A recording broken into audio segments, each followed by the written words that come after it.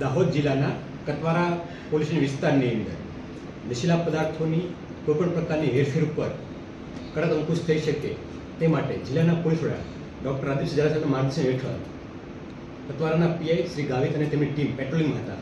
એ દરમિયાન તેઓને એક ઇનોવા ગાડી શંકાસ્પદ હાલતમાં મળી આવી હતી, જેથી તેમને રોકાવી ચેક કરતા તેમાંથી 261 કિલા જેટલા પોસ્ટ ડોડા કે જે અફીણના ડોડવા કહેવાય છે અને પોપિસ્ટ્રો પણ કહી શકાય એમને, તે મળી આવે છે, જેમની કિંમત 7,85,000 ઉપર થાય છે અને આરોપી કૈલાસ બિશ્નોઈની ધરપકડ કરવામાં આવેલી છે.